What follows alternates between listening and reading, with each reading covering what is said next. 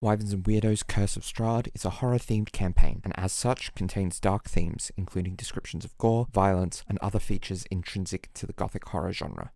Hello, and welcome to Wyverns and Weirdos does Curse of Strahd. I'm your Dungeon Master, Darby, and joining me as always are Zoe, playing Cevia, Emily, playing Beatrice, Laura, playing Conrade, Mitch, playing Designation 42, Exley, and Johanna, playing Fall. Let's jump into it, shall we?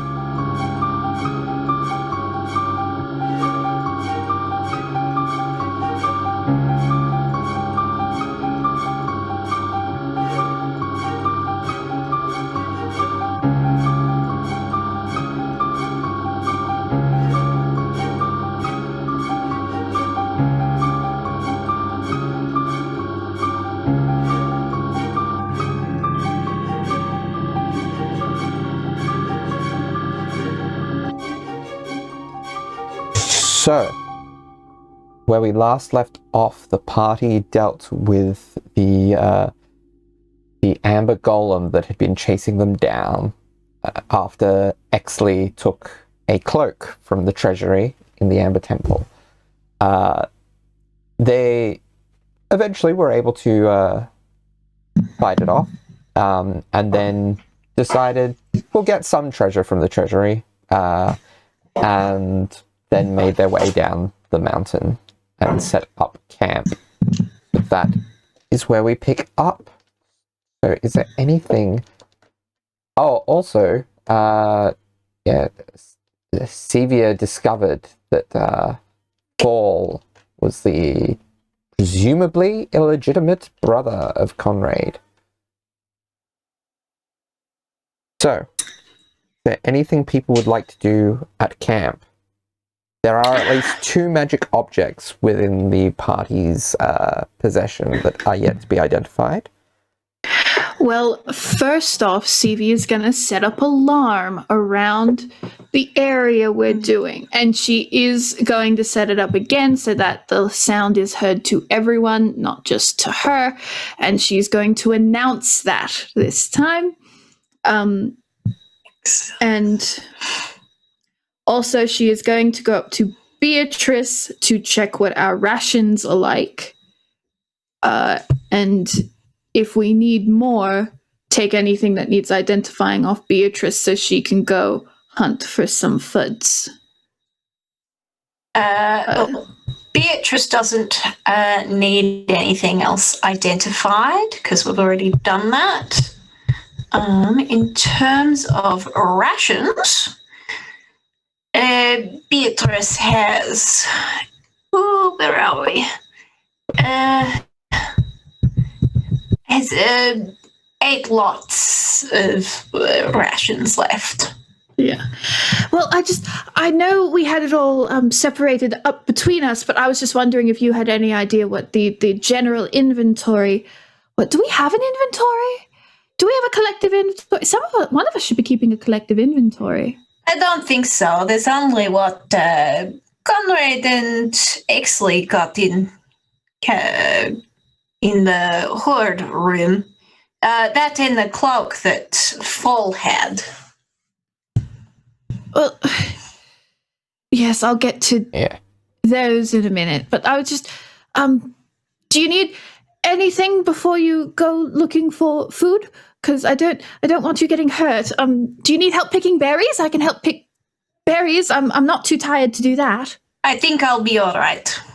Oh, okay. I guess I'll just stay here and rest. Did you want someone with you to make sure you're not ambushed out there? That would be good. Yes. Right, I'll join you. Thank you. And Beatrice will just sort of pick a direction and whatever looks best, and we'll head that way. All right. As Beatrice is walking off, did Exley get like a rough gist of what that conversation was about? Talking about food and rations. Oh, because you can lip read. Yeah, probably. Okay. Exley is going to walk over to Cevia and say, "It may be a bit late, as they've already gone, However, we should not need to worry about rations for the foreseeable future. And I cast... I sort of move my hand around and a variety of red berries sprout in my hand. Oh. They're edible? You should try one. She... Ooh. Oh, Do you full. want one full? Sure. How many of those can you make a day? Like... Enough. I believe it's 8 per casting. It's 10 per casting. 10 per casting. But, yeah. Oh, it's up to 10, but I'm doing enough for the party. Yeah. 1 for the group. Full just be like, oh, okay, I thought it was like an infinite supply of berries or something. That could really help with, like, hunger and stuff. But, I mean, it makes a nice side dish. I do move my hand a little closer to Fall and just say, try one. Oh, okay. I try a berry. I also tried the berry. Okay. Do we roll for taste? I'm not Conrade doing watches with suspicion from the sidelines, Wait. wondering why they're just accepting berries from the robot. That I'm going to roll for flavor while Came Never out eaten of in nowhere. was never eaten and who likes raising the dead. I mean, that is fair. Yeah, that was a 2 out of 4. Cevia's meh on the berries. That was an 18. I'm like, wow, Okay. these are really tasty. We're rolling very So, a different couple of traits. things to note about those berries. First of all, you heal 1 hit point each. And secondly, you don't need to eat for the rest of the day. Oh, So the berries provide enough nourishment to sustain a creature for 1 day. Oh. Do you feel full? I do. Yes. That's weird. Exley, what are in these berries? Magic. Ugh. What? These aren't going to make us hallucinate or anything, are they? Goodness, I couldn't handle that. Not again. To be perfectly honest, I have not tried one, so I don't know. Well, you mean you've never tried one before and you got us to eat one? I do not eat. Has anyone else eaten these before? Have you given them to someone else? I have not known anyone else. Well, I mean, I knew that you couldn't taste things, Exley, in this form, but do you really not need to consume food at all? I do not. Oh. I do not consume food the same way that you do. I do not require sleep in the same manner that you do. I do not require air in the same manner that you do. I'm more concerned about potentially being a test subject for some kind of magic berries. I mean, are you going to start writing notes on this and, like, timing how long it takes us to die or something? That would be an interesting experiment, but I am not conducting one at this time. Oh, great. Good, because I don't think you've done any of the ethical paperwork required for that kind of testing. They're very strict on this at the university, you know. Exley just stares at you. No, I guess neither of you would know. I guess none of you here would know. Unless Beatrice has gone to university. Has Beatrice gone? No, she wouldn't have. That's... Anyway, Oh.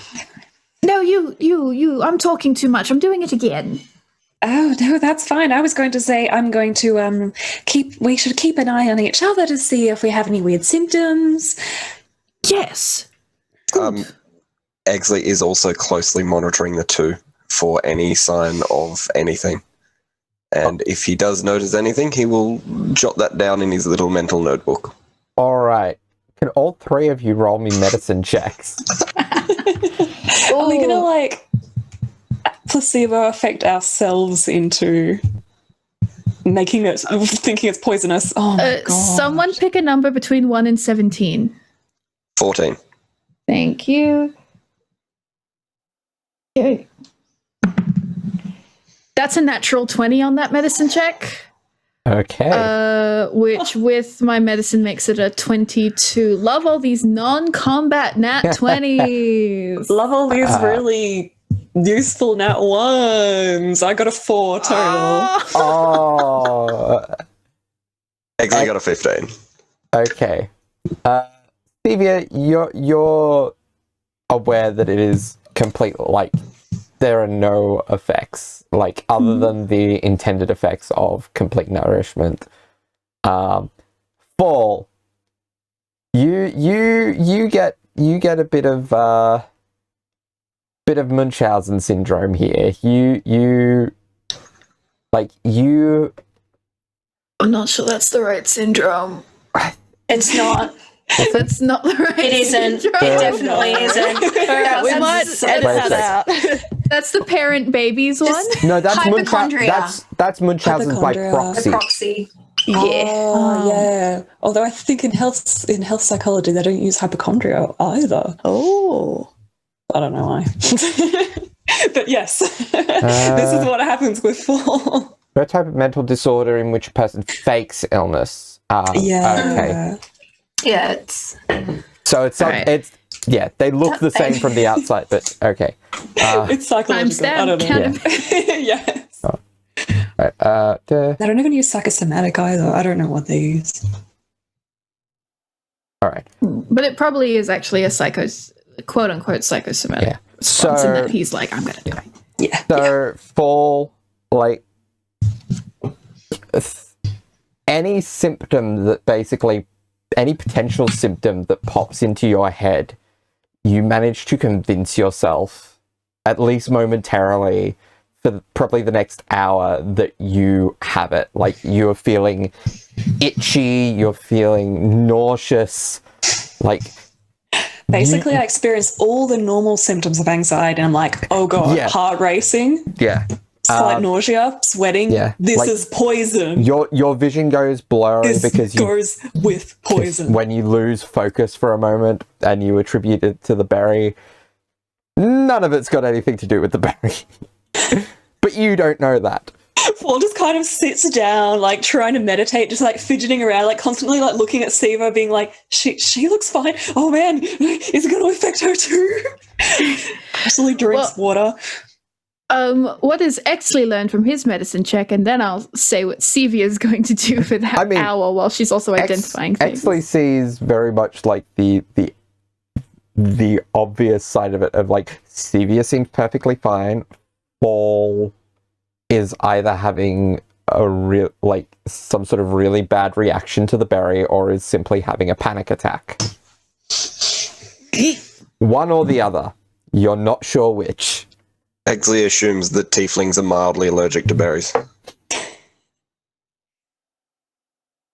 More testing is required. What does that mean? It's okay. It's a full. The berries don't really do anything except with the fullness. It's not poison. It's fine. Then why is my heart beating? Are you anxious? What kind of question is that? Yes, I'm important. Well, no, you haven't. But come here. Before she even does the medicine, I don't think this will do anything. Cevia would like to cast Identify on Fall to prove that he's not poisoned. Okay, yeah, yeah. Are you It takes casting... 10 minutes of holding her hand. I mean, it depends on whether you're casting it ritually or with a spell I can't slot. cast it non-ritually. Oh, you have no first level slots. Or No, you have I no don't have it slots at all. prepared. Ah, of course. Okay. I don't prepare it to do it as anything other than a ritual. Yeah, because Exactly, why yeah. would you? Yeah. So 11 minutes pass, and It's fine. there It's fine. Everything's fine. are no magical effects affecting Fall. So Cevia's been like holding their hands like the whole time, just kind of really quietly walking them through it. Like, there are no magical effects on you, and also there's no poison. And clearly, if it's a magic berry, then the poison would be magical poison and not just normal poison. And that would be poison for magic, not just magic for kind of getting herself in that kind of Kronk from Emperor's New Groove, no copyright, not Spawn, little spiral for a second there, but she's just trying to comfort Fall as best she can. And they do this for 11 minutes. Yes. So whatever anyone else is doing at the time, that is the background noise for 11 minutes. Okay. All right. Incredible. Yeah. What is Conrade doing during all of this? Okay, so Conrade was he kind of, I assume we didn't get like near a lake or anything like that yet, so everyone is very stinky right now. But I suppose people who don't have baths every day don't realize that. But anyway, he's kind of like found a little like corner for where like Cevia sort of indicated exactly where the perimeter of like the alarm spell is. Probably near a tree. Are we like in like a forested area, or like we're just like an open plain, or what's the location like? Let me double check the map.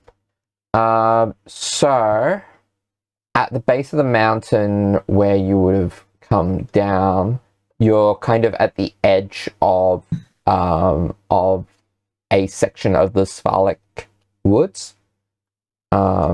Yes. which Beatrice and Esmeralda would have gone into to hunt. Fair enough. There is no body of water. Yeah, that's fine.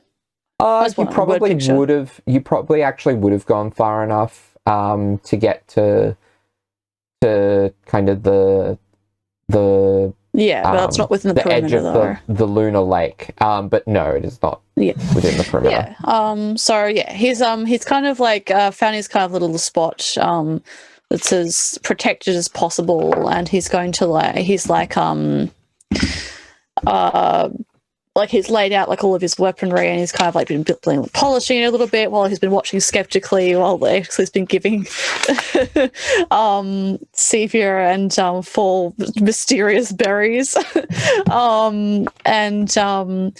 He's been like kind of taking a few notes in like his little diary, but he hasn't it's not like writing long stuff, it's just like quick little shorthand type notes. He's been flipping through it. And he has also had like next to him like Strahd's diary and the weird book that he also got. And I guess after a little bit, he's going to once he's kind of like finished polishing his weaponry, as we say, he's going to kind of stand up and just kind of survey what they're doing. So like Fall and Cevia are kind of still doing their thing for about 10 minutes. Yeah. Mm-hmm. Yeah. What's Exley doing? Is he just still observing? Exley has moved away from the group, and he's sort of half squatting next to a tree, just maybe 10-15 meters away from the rest of the group. Okay. So Conrade will kind of stand up with his hand on his hips as he looks around, and then he'll kind of like stride over to Exley. He's still striding his little posturing way, but like as quietly as he can, because he's quite stealthy as well. But then he'll just come and stand in front of him and look down at, or probably look evenly at Exley. I don't know. He's very tall, even if he's squatting, I imagine. Probably slightly down. And then he'll be like, 42. Conrade. Question. Why did you linger with the treasure?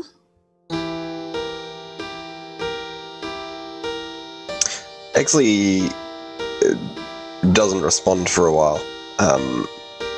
And then he goes, I felt some of the items may be useful. For who? For anyone. For anyone? I should like to speak with you for a time, and for you to listen, and then we shall be done. If you can step with me to the perimeter. Of course, and Exley will follow. Cool. We'll stride over there. And then he'll kind of like look out and then turn around and kind of like fold his arms, sort of like. So he's kind of like probably leaning against a tree, like he was like leaning against like the walls when he was trying to look cool. And then he's like, When we first met, 42, I hoped we held a similar view upon use and advantage and survival, of assessment of worth, and I will speak plain, of similar understanding of much emotion. I was interested in your magic and your use, and hoped I could learn some from you. I will again speak plain that I still am, but I have since recent events in the temple a better understanding of you, and I feel of everyone here.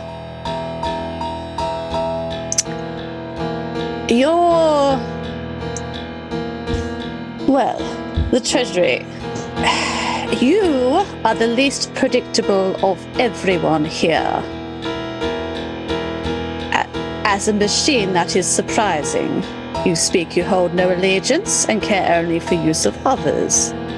Yet, as you say, you retrieved item for use for any, and I personally find there's little true use in holding no allegiance to anyone.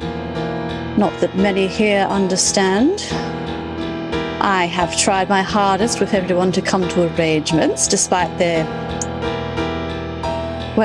status and my station, and he looks uncomfortably over at Fall and kind of like shakes his head a bit, like, I have tried my hardest with everyone, and they cannot, so that is that. My example of leadership is clear for that. And yet, you, 42, speak at length that you make no allyship with those that offer, as you so told me, in the temple with the tombs.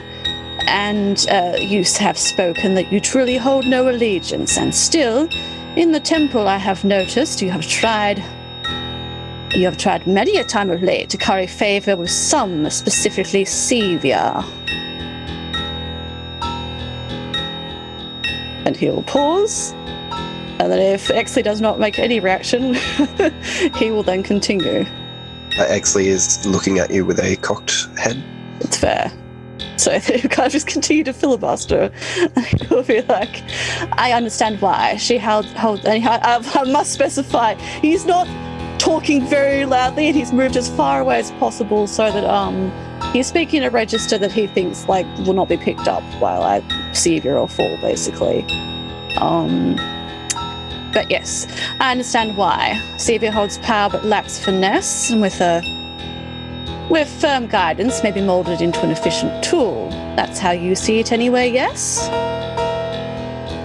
Similar to how you hold some respect for Beatrice, for her small magic and her skill with bow, as you blessed her weaponry when we were fighting that Fawkes creature that had magic for some reason, and instead of listening to instruction, you hold no interest in Fall, I have noted, while overlooking that despite their whining, they do not play their hand, but would be better molded under guidance. They also appear to have magic, but you still find them wanting in your assessment.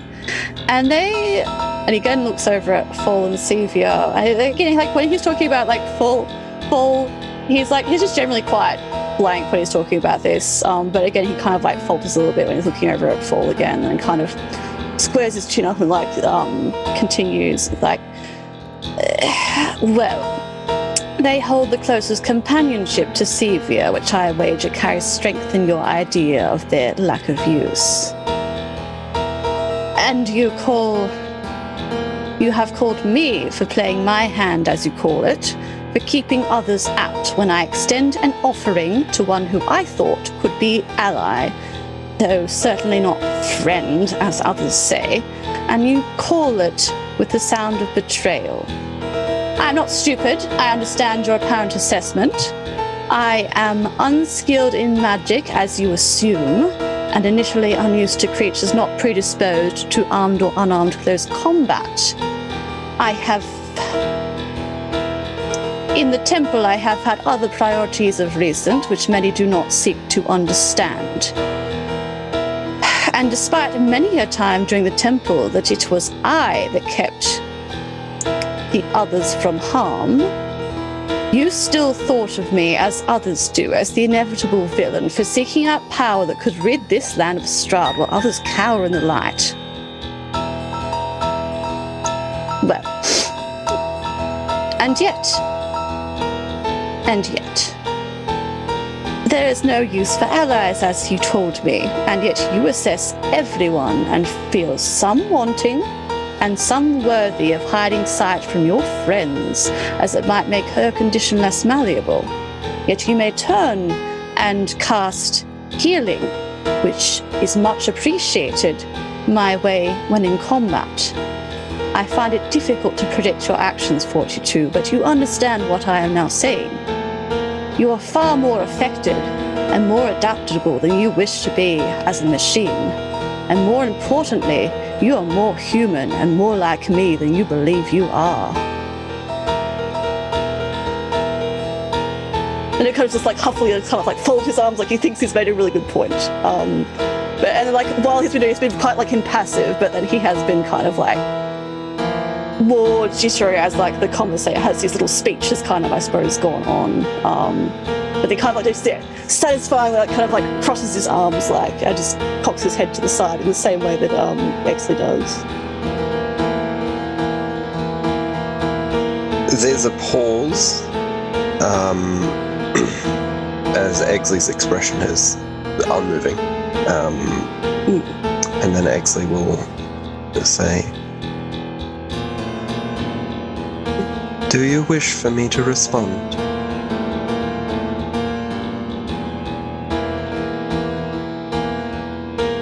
Do you just...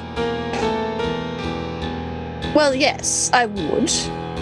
Do you not have one? I do.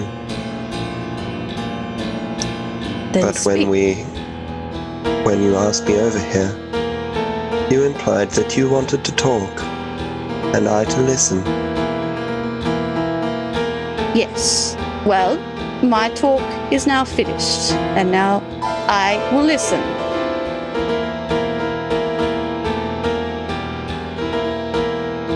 Your assessment of me is admirable. It is not entirely incorrect, yet it is not entirely correct. I am aware that I do not have the same tendencies as what I once did when I was serving as a guardian. I am aware that the soul that has now become part of me was not mine to begin with. I am also aware of the more powerful members of this group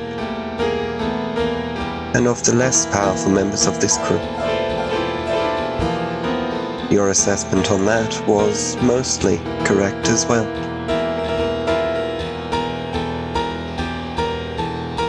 And Exley does look into the forest at this point.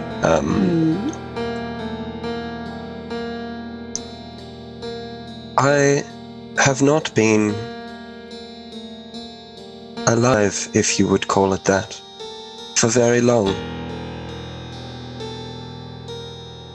And while there is some sort of confidence in knowing that I can make my own decisions,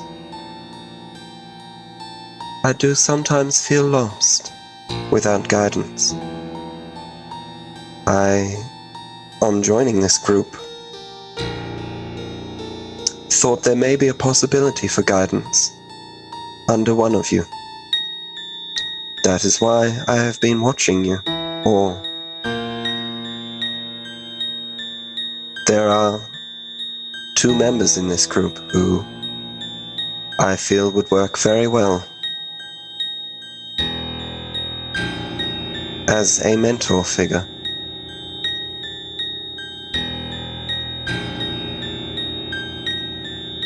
And that's all he would say. Okay. So, does Conrade have something to say in response? He would like to, but if you want to cut to someone else for a moment, you can. No, I was just going to say, like, to jump to the return of Beatrice and Esmeralda. But if Conrade's got something to say to wrap that up. Yeah, alright, I'll be brief then. Yes, so, yeah, when Exley, looks out into the forest and looks back and then kind of just, follows his gaze and then returns back and goes, Interesting update to assessment, then. I had thought you wished to be leader. I suppose that does not discredit yourself from leader, merely that you are looking for guidance from someone. I do find that interesting.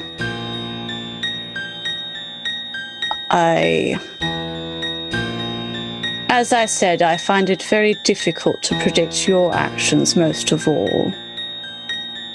And I suppose, as creature only recently given life, in a different sense, that is understandable. Well, I suppose that is interesting. I appreciate you mentioning it. And I do not know, well, all I shall say is change has happened to all of us. I know I am no longer who I was once before the temple, and I shall never be again. And my understanding of this group since will never be how it was again as well. It has all changed, and that is all. It has been good to talk. Before we finish, I would like to extend my apologies for speaking ill of Fall. I did not know of your familiar connection prior to all of this. So in the future I will refrain from speaking ill. I beg your pardon. I beg your pardon. What do you know of Fall? When did you hear this? Did they speak it to... What? Explain. You were discussing in the same room in the library as the rest of us. You were not near? I was not. Then how came you by this? There are other methods of hearing than just using ears. Were you to animals? Could you speak to spiders? Did they listen? I have not attempted to speak to a spider before. Perhaps I shall in the future. So, after a bit of time, Beatrice and Esmeralda return with enough food to feed 6 people, or is it 7?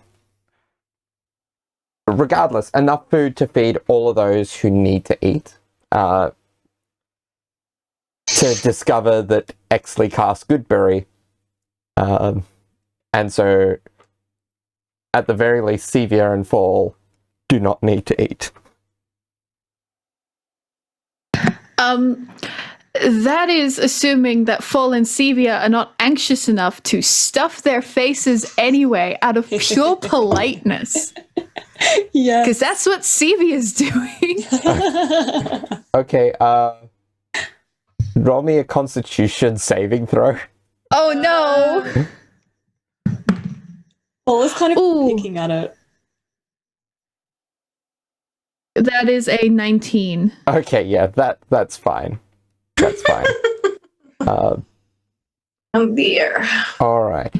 So, as the sun, what little sunlight peeks through from the clouds begins to disappear, Esmeralda is going to speak up.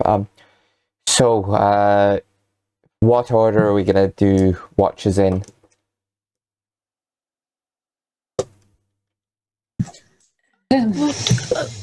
I will take first watch. Right. I will take second. I'll take the last watch. I'm happy to take the third. I can take one if you want. Do we? How do 2 plus 2 plus 2 plus? We only need 4 people take watch.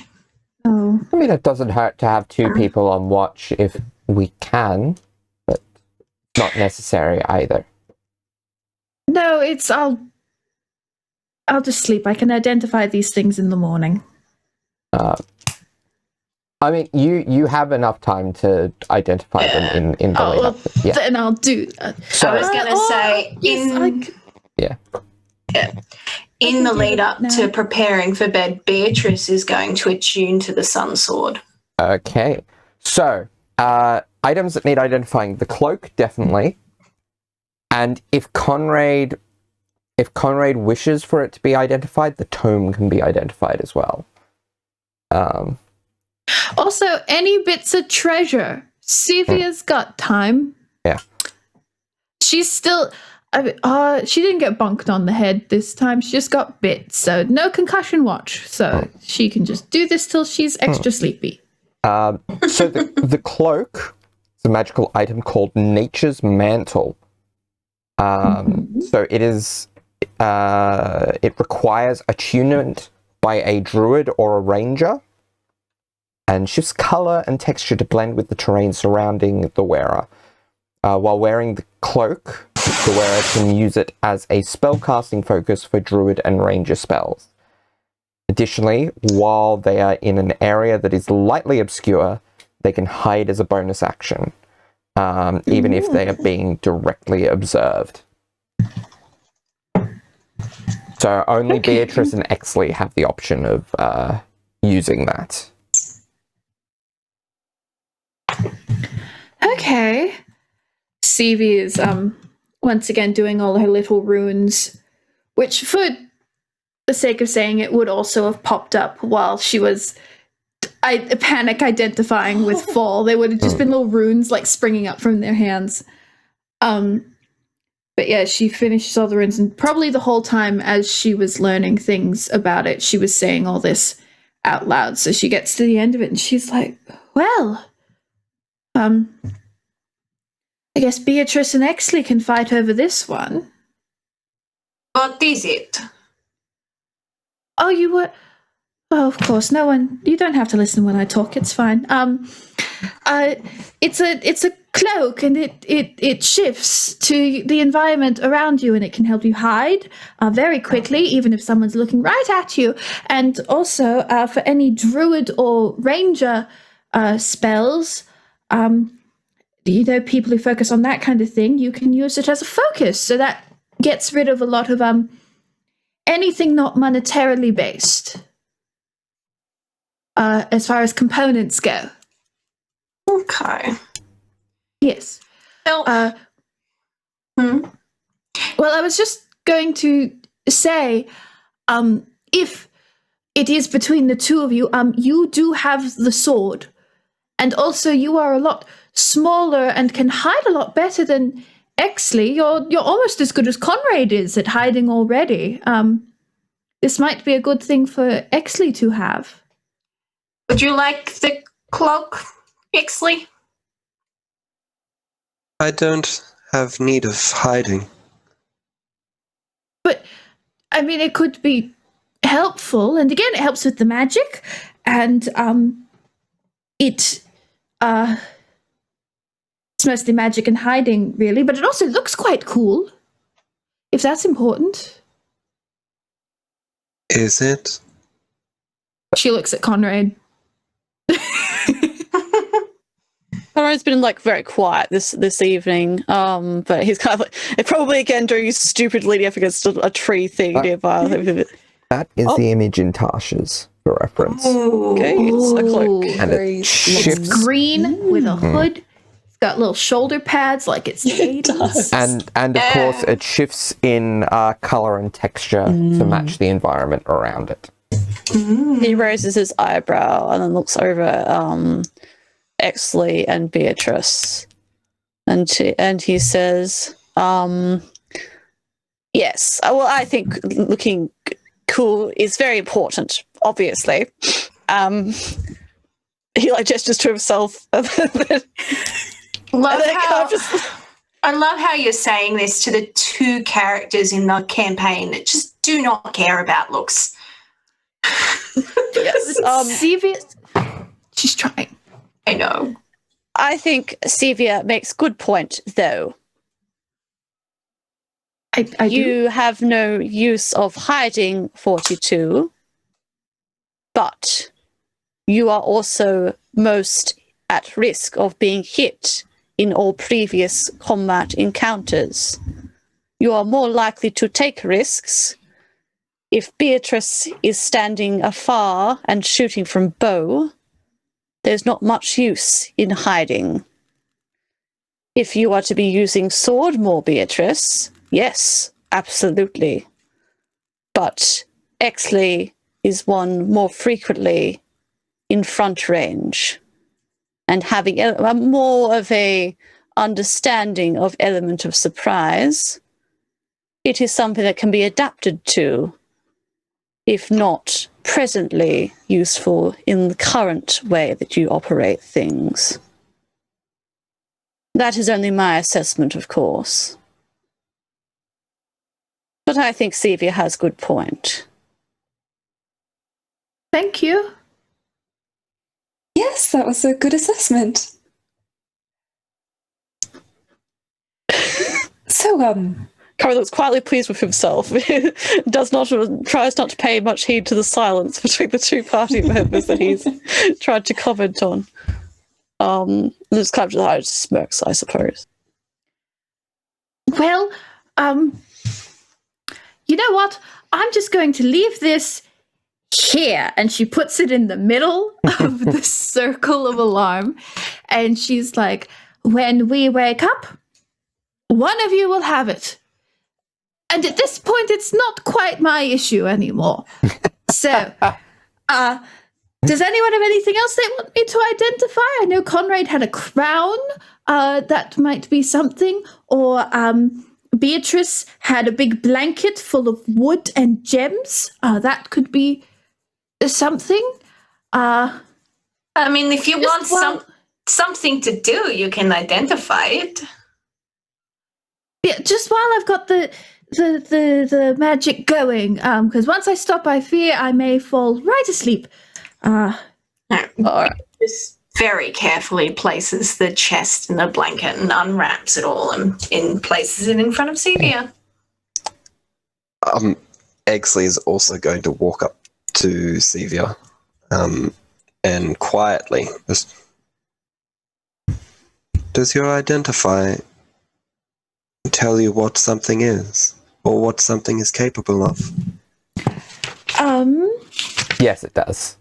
Yes, it does.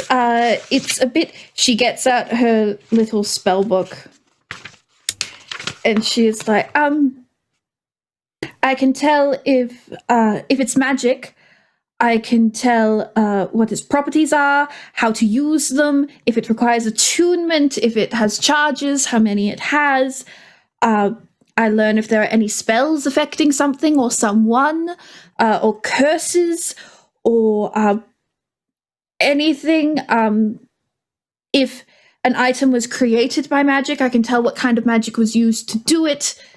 All that, yes. Exley's going to take a beat and then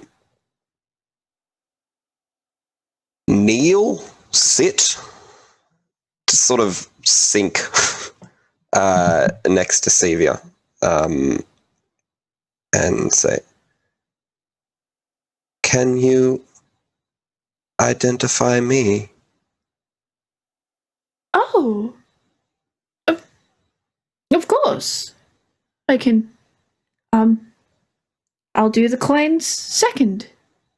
Then, if anyone else has anything, just put it in the pile. It's yes, I can do that. And then she will take one of Exley's big metal fists and just take it in her little bitty hands. And she will, her necklace will start glowing, and little runes will kind of appear between her hands, and she will cast Identify on Exley as a ritual. So prepare for 11 minutes of this again. So there is an inherent low level of magic to the creation of Warforged, which you do pick up on with the spell. It's not enough that it would really be noticeable through detect magic, but it's enough that Identify does pick it up. But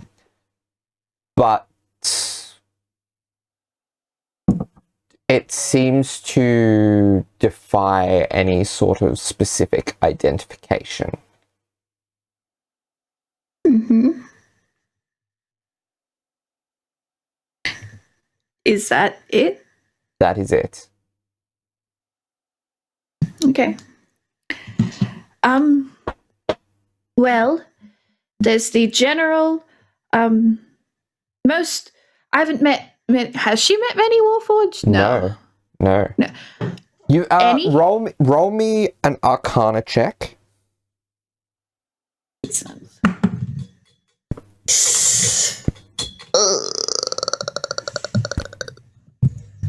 Oh, 17. 17. You've not heard of any, anything even close to Warforged. You've heard of automatons, but they don't have the sentience that Exley appears to have. Okay. Well, I don't have a lot of experience with Warforged, like you are, Exley. I believe something in the magic is telling me that's the specific name for people like you who have been kind of created manually. There's a certain low-level magic required to that process in general, in order to encapsulate the sentience in the mind, but there's nothing specific. In all honesty, I get, apart from that low-level magic, I get no more off you than I get off Fall or Conrade. I'm sorry if that's not what you wanted to hear. That is okay. Insight check. Okay. On a robot. Ooh. 17. Do you want me to roll anything, Darby? Roll me. Just I'll allow you to just judge what Cevia would be able to pick up from Exley's mannerisms based on that roll. Okay. Well, Exley doesn't show a lot of emotions, but you get the sense that he might be maybe upset or vaguely disappointed or confused or anything like that. If he was expecting something different.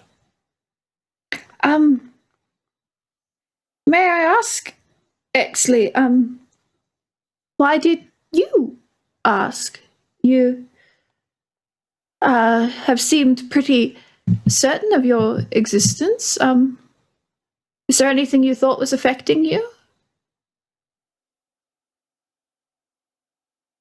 I know not why I am. I only know that I just am. I wish to know if there is something more about me that I am yet to discover, or if this is all I am. Well, as I said, you have just as much inherent magic affecting you, really, as any of us. And we're all as quite different as can be. What you are made of does not dictate what you become. And then she kind of looks at herself and then goes, in most cases.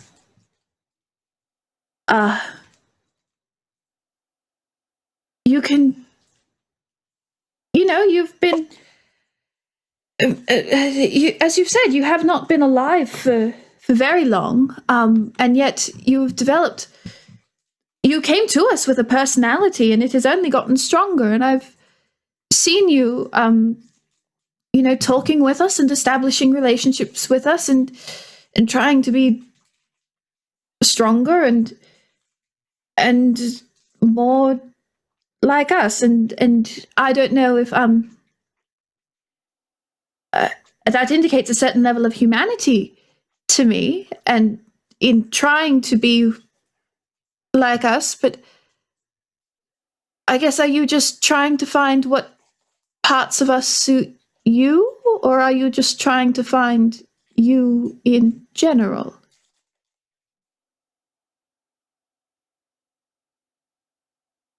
Exley's going to cock his head at that comment. Love to confuse a robot.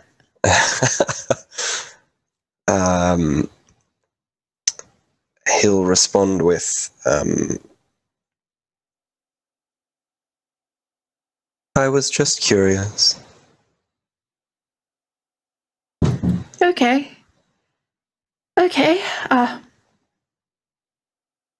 Well, I'm always happy to talk about things like this. I'm not good at things emotionally, but if you ever want to talk, I am here. She started very awkwardly, kind of. Yeah, sorry. Okay, so for the sake of brevity, nothing in the chest is magical. Conrade, were you putting anything forth to be identified? Yeah, so I imagine while the 22 minutes at least have been going on now, the two bouts have identified, potentially three. He's been looking over the book that he got, not Strahd's diary, but the tome. Again, with some frustrations, not finding anything interesting out of it. So then he will kind of stride over and then just drop it directly in front of Cevia, where she's got her little stuff set up, I suppose. She startles. Oh! Pardon? I have a book I do not understand. I can read it. But it feels different. Magic? There is a strange feeling to it that I feel much lately. Perhaps it is magic. You can, perhaps you can look over it. Yes, she picks up and she's, oh, this is the one that wouldn't burn. Is that? Oh. Yes, the one you were pretending was Strahd's diary. I tried to set it on fire to see if I could. Yes. Oh, I see. Goodness, many creatures do not employ to react to decoys in this land. It is most frustrating. No. They can't stab them in the shin. They can't. You can't make something follow decoy. Really, it's just. I will say, Conrade, you did a very good job trying to deceive Strahd. It was quite a good performance. Really on par with me in fall, I think, with the dinner invite. You did a very good job. Well, thank you. I appreciate that. We all have to try our best after all. So, yes, you and Fall did a capital job. Yes, no, we did. You must be quite proud of them doing such a good job. Because we're all friends here, yes? Ha! Oh, yes, friends, of course, yes. Absolutely. He now looks incredibly suspiciously from Cevia to Exley to Full, and then just looks at Beatrice like suspiciously. A belated question, do I a little bit and kind of like squares his shoulders again. Yeah. Do I roll a deception on that, Darby, or is that just not even worth it? I don't worry about it. He's not trying to ascertain too much. He's just like suspicious now. If Conrade had asked for an insight, I would have said yes, deception, but without no real need. That's fair. So it's interesting that you said that you could not understand the book. Interesting that you used that specific word because this is a tome of understanding. Okay. So, this book contains intuition and insight exercises, and its words are charged with magic. You spend 48 hours over a period of 6 days or fewer studying the book's contents and practicing the guidelines. Your wisdom score increases by 2, as is your maximum for that score. The manual then loses its magic, but regains it in a century. Okay. Is it one of those magical books? Yes. That, like, that was not the end of my sentence. I knew where you were going. Is it it's one of those ones that, like, changes how it's read to suit the person reading it? Yeah. Okay. That's the way that I rule it anyway. Oh, so it's like folklore. Interesting. Okay. Oh. What a find, Conrade. Yes. Yeah, I believe this is a tome of understanding.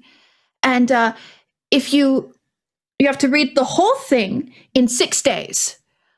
And you have to spend a decent amount of time concentrating on it. It's full of exercises that you have to do.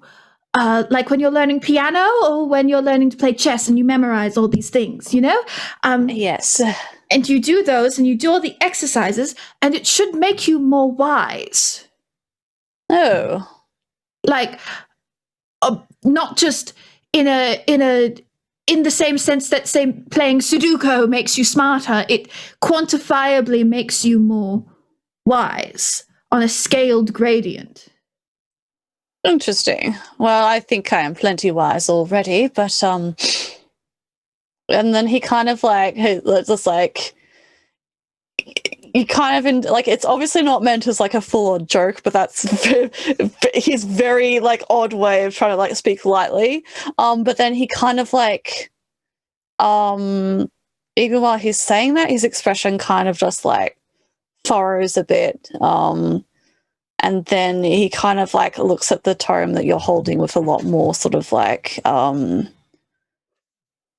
he, I don't know, tense. Like he looks a bit tense. He's like, yes, well, new knowledge. So yes, well that shall serve me well then. Yes, good. And I believe too, if you start reading it with the intent of learning the information from it, it should magically make itself as easy for you to read as possible. Fascinating. I've heard of some of these. They tend to only be used once every century, but some of them can make themselves look like picture books for those that are particularly young. Some of them make themselves seem like manuals or games or novels, things like that. Whatever the easiest way for you to learn would be. Oh, I see. Well, reading a book will probably be the easiest for me. I did quite a lot of that. When I was Really? younger. Yes. What was your favorite kind of book? A very manly one about stabbing people, obviously. Oh. Mine was one about a girl who got to go to a magical land and find a wizard who gave her magical shoes. Oh, well, I suppose if we go and visit Exley's previous master, perhaps he will give you some shoes. Or some better ones, anyway. The wizard in the story was fake, but yes. I like my shoes. Magicians can be like that. Well, good. Yes, books are good. I spent many a time reading them when I was younger. When we're out of Barovia, if you ever want, the university at Durham has an extensive library, and I have an extensive one at home too. If you ever wanted to come over and read. Oh well, my family home has a great library, but yes, perhaps libraries elsewhere would be better than at home. Yes. Anyway. Yes, well, thank you. I shall thank you for assessing this. I shall look forward to obtaining more magical knowledge from its pages. Thank you. I clearly that is why it felt that way. All right. Good. So, you wrap up collective. Unless there's something someone wants to do, that you wrap up collectively for the evening, and we move on to people's watches. So, who was first? Remind me? Beatrice was first. So, roll me a perception check.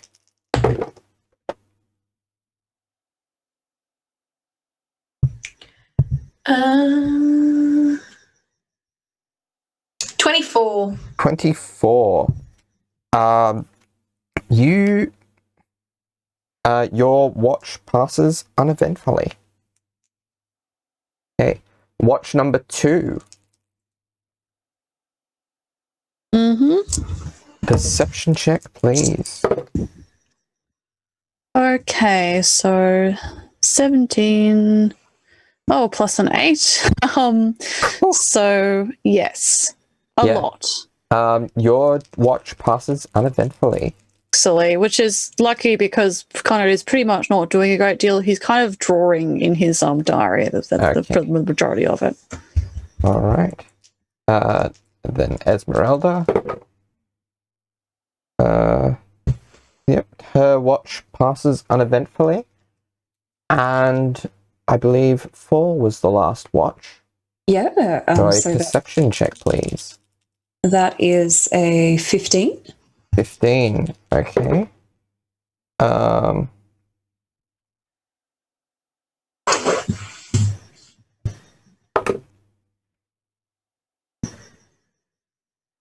You see. Let me find the text here. You hear the howl of a wolf some distance away.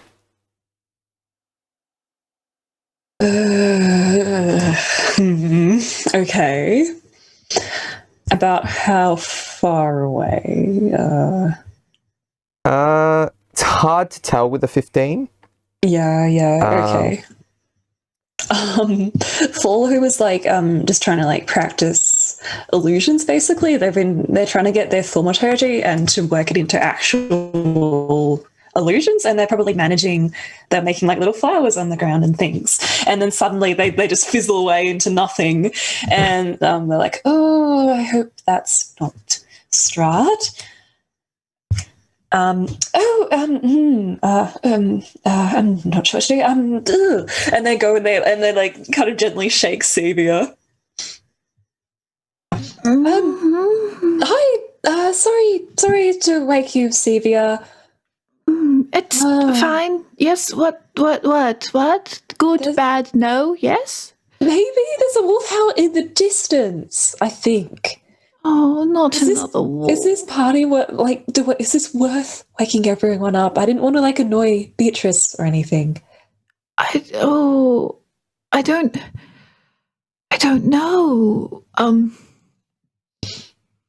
know a lot about wolves. I'm thinking they're normal, it's Strahd wolf again. Or a big old dire wolf or something. Should I just keep an ear out? I think I can sit up with you if you want, and help keep an ear out. See if it gets any closer. Because even if it's not a Strahd wolf and just a normal wolf, then that's still not very good. I guess so. Yes, I am. Sorry for overreacting. I'm not sure. No. That's fine. We never know what's good and what's bad in here. That's true. Actually, I guess I can show you. I've been working on illusions. Really? Yes.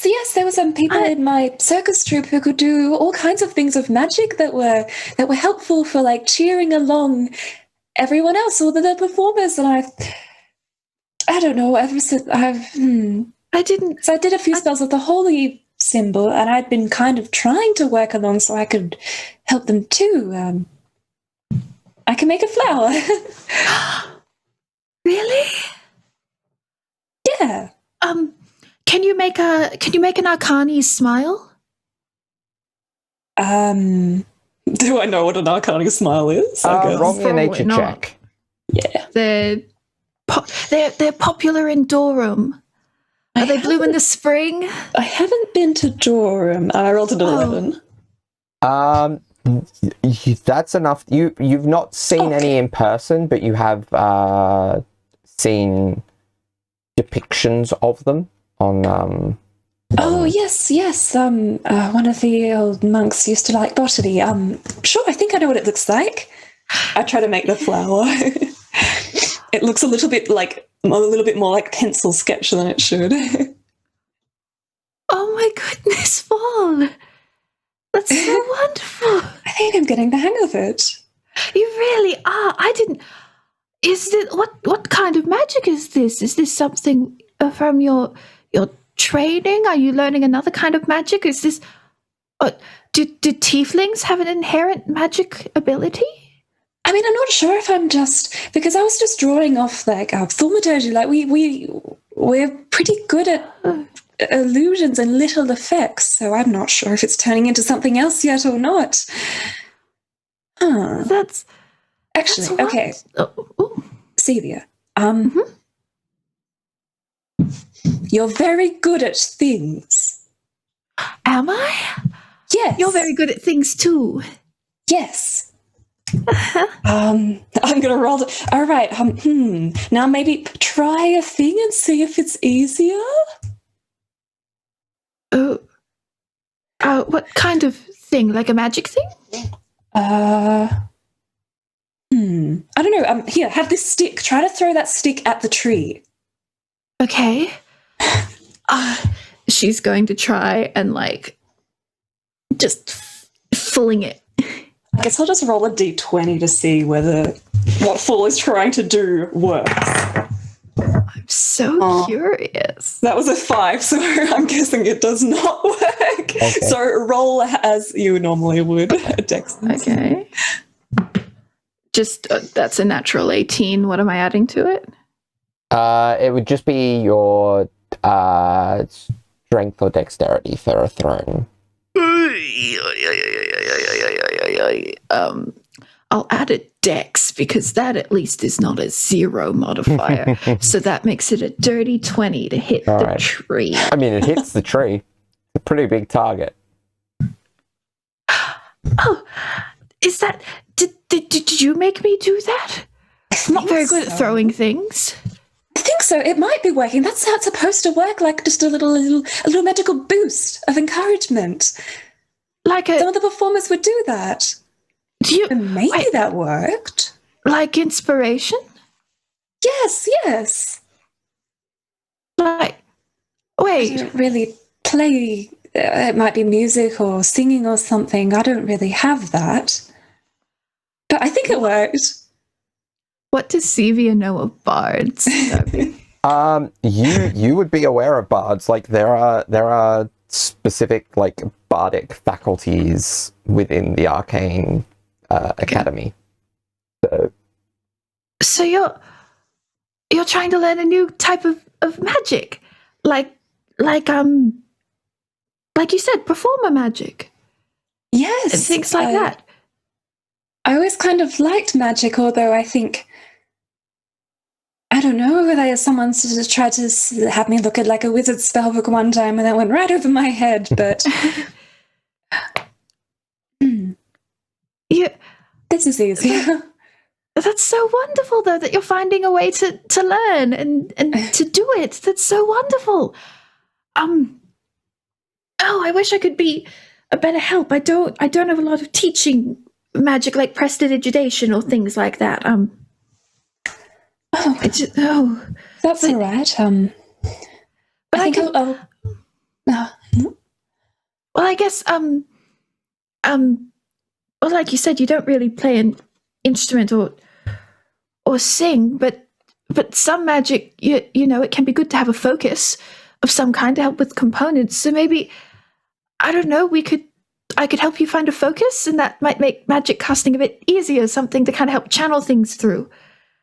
I guess so. Well, actually, and she puts her hand on her necklace, and then she looks at the grimoire next to her. Oh. Actually, and her hands kind of start shaking. She goes, I can use the grimoire to cast spells. I don't need this as much.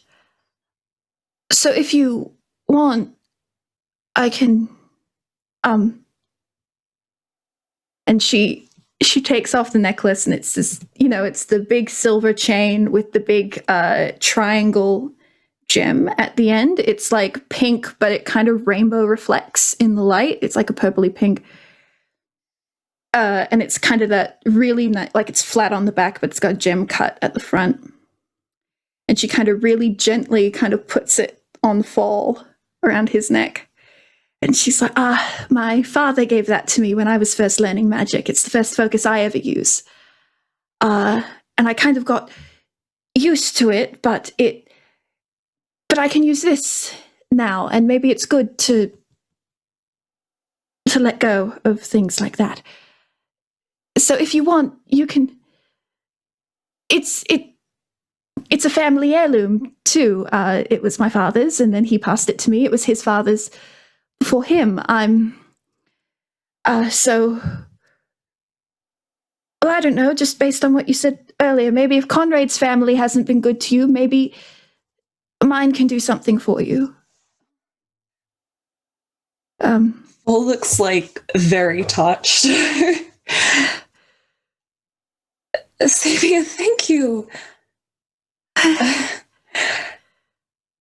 That's so kind of you. I can't imagine ever being able to get a family heirloom or anything. But surely I couldn't take anything like that from you. No, it means a lot to you. It does. But that's why I want to give it to you.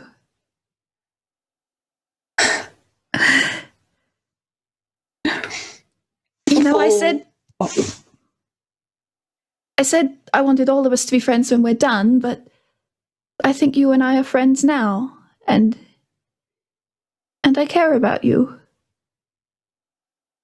Full wraps her up into like a big old hug. Oh. And probably like lifts her up off the ground a little bit. That kind of hug. 100% does. She is crying a little bit. Okay. So it's not long before everyone else wakes up. Everyone gets their long rest. So those who had the point of exhaustion no longer have the point of exhaustion. Do I get all my hit Cevia, points your hit back? point maximum returns to normal.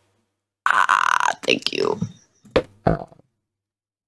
In the morning, Darby, can I do a quick thing? Yeah. So when Conrade gets up, he's going to kind of just like be pacing around a little bit again after he's like starts lots of stretches, trying to crick his back out. He's then going to try and just like look to see if there's any creatures in like the perimeter that we're in. Does he find any spiders or anything? Roll me an investigation check. Okay. Why have I rolling out of combat? Oh, so it was an 18 plus 3, so 21. You find a small spider's nest in the... Not that you would know, but the exact same tree that Cevia threw the stick at. Oh no, they're angry. Cool, sorry. No, it's a big tree. It barely made a dent, but... Because it's just kind of like it's just kind of pacing. It's just like just a bit restless, like a... but because he knows he has to do the perimeter, it quite possibly is... Yeah, he doesn't want to approach Cevia about it yet.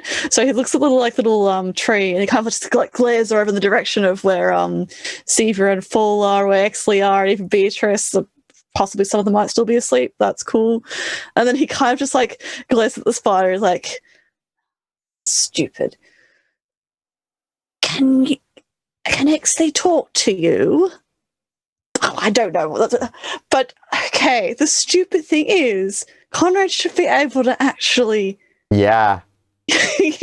Yeah. So, I don't know why. Exley. I beg your pardon. Who is Exley?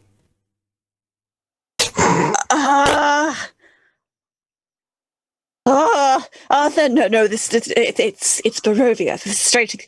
Exley is a big person. That one. And he points to Exley. Metal man. Shiny man. Yes. Do you speak with him? Did you tell him things? Do all creatures tell things? No shiny man. No shiny. Do you speak to anyone? We speak to you. You speak to me. No one else has spoken before. Has anyone come by here before? Many. But only me. Only you talk. I see. Well,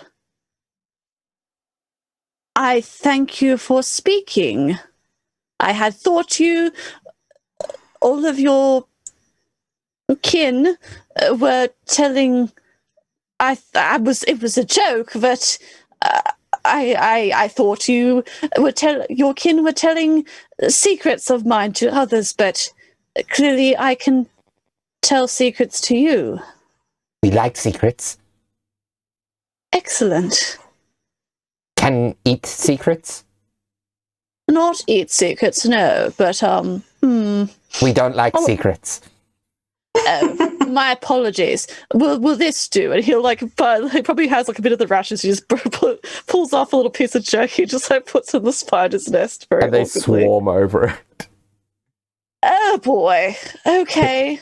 He just kind of like stands back and just like watches stewing over this revelation. And Esmeralda speaks up from the center of the... So, Cevia, actually, make sure at least one of you has Dispel Magic. Yes, prepared, ready. I'm not walking through fire again. No. So, once we go through the pass, where are we going? Was there something else we needed to do?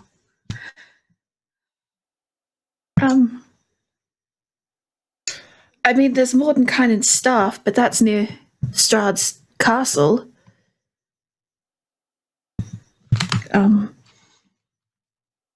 So, we have everything we need from the prophecy, so... 42, you know your old master. would he be of use in this? Or is this a task set only to us, as the Mointir have done? I believe there would be many that can be of use to us. Mordenkainen is one. Good. Your friend Rudolph is another. Ah, yes, him. True. Surely collecting useful acquaintances would be a boon. Yes, we can approach Strahd, but we really do not have the upper hand, even if Fall, and again, he kind of like just doesn't really look at Fall. He doesn't look like not like pointedly, but he's just uncomfortable, like yesterday. Did scare him with lantern or medallion, but I feel in his own home it will be difficult without more information and perhaps more help. Would seem there would be an advantage in having him locked down to a more restricted area, but as you say, that advantage is balanced out by his advantage of home ground. Yes. If we can get to some place, I can do the job of going to recruit Van Richten and Mordenkainen. If you would like to, I don't know, try to find his staff, take up Strahd's offer of dinner, do some reconnaissance. It's up to you what you would like to do, but I would. All I'm saying is that if you would like to get ahead on some things, I can try to bring Van Richten and Mordenkainen into the loop. That would be good. There were also some individuals that we assisted in part, I suppose, Ismark and Arena. I do not know how they fare, however, but they may fear they owe us something at least. I will make point. Perhaps visiting Strahd will be interesting.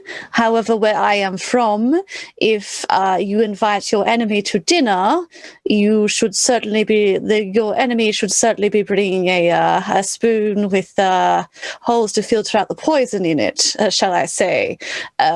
Usually, making a spectacle of that is guaranteed bloodbath. So, I do not know if it is the same where others come from, especially, well, yes. And it's, of course, you need to put up appearances for some marriage proposal or something, but... Strahd likes to play games with what he sees as food or subjects. So I don't think you'll be in much danger on a first visit.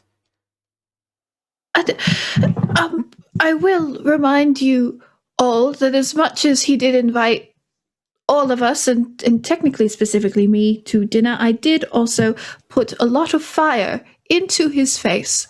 And we did chase him comically through the snow and made him look a bit of a fool.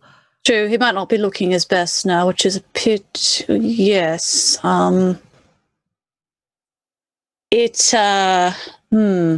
will be cross. It is a pity that is the case. Your previous allies, Arena and Ismark, where did you part with them? In Valaki. All right. So it might be an idea to... Maybe we could pass through there on the way to Strahd. Yes. We might be able to speak to the were-ravens too. Yes. Good. Yes. See them again. Sounds like good plan then. Okay.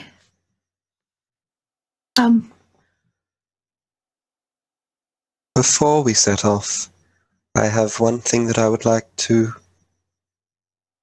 attempt. If you would give me 10 minutes. Sure. Huh? Is it magic? Is it more berries? We can have berries if you would like. And Exley will cast Goodberry.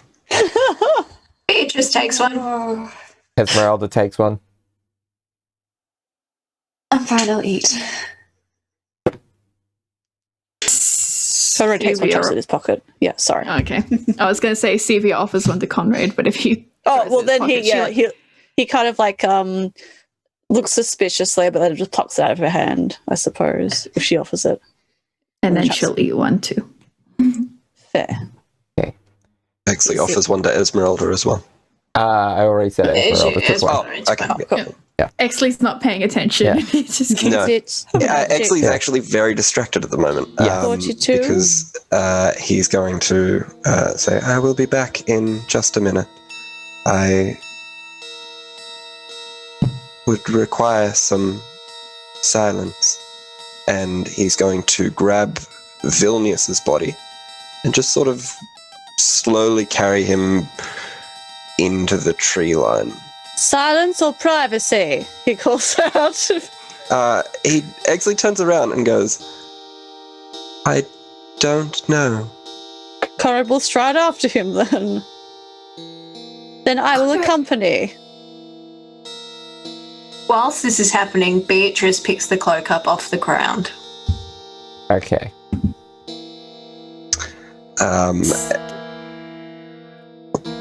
Oh no, Cevia just watches you two go and just looks at Four Okay. like, your brother? Beatrice hears. No, Beatrice hears that. I was whispering. I will roll stealth. Beatrice has a very good passive perception. Roll stealth. I'll do it. Roll a stealth. Natural 20. Natural 20. Okay. Which with it, my Yeah. 22. Yeah. I whisper good. Like the stealthiest whisper you've ever Not whispered usually. in your life. Yeah. Not usually, no. I don't know what to make of either of them. Okay. So, Exley, describe what Conrade sees. So, Exley takes a moment, and he's going to ask Conrade to stand a respectable distance back. He will. He's almost hesitant in how he speaks. And then Exley is going to draw a couple of symbols on the ground. He's going to take out a couple of different components, some of which he's used before, like fragments of, bone dust and weird fungus and things like that, and sort of sprinkle it around in this circle that he's made. He's then going to take Vilnius's body, turn so that Exley's body is between Vilnius and Conrade. There's a bit of motion, and then when Exley turns back around and places Vilnius in the center of the circle, there are the bone fragments from his original skeleton friends that he kept embedded around the chest area of where Vilnius is, and Vilnius's head has been replaced with the gilded skull. Exley is then going to try and cast a very similar spell to what he has done in the past, but with a couple of tweaks that he's thought of the night time. He's going to try and cast Animate Dead, and as he does so, he begins chanting in a mix of Druidic and Sylvan. And probably a little bit of Elven as well. But I don't know if Conrad understands any of that. He does understand Elven. Oh, okay. In that case, there's not a lot that is picked up, but some of the words that are picked up, there is undeath, growth, strength, and serve. And as the spell is completed, there is almost like tendrils that coming out from the ground that are imbued within this body that almost make it swell and grow, and it keeps growing until this body is about 10 feet tall. And then its eyes open.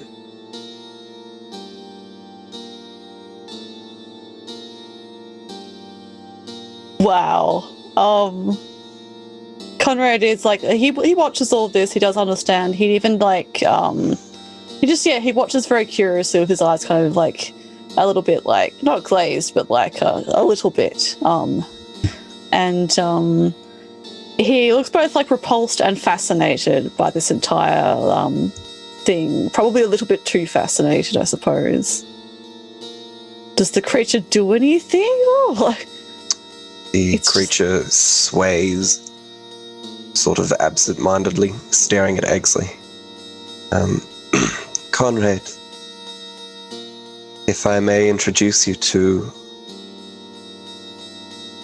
Prime.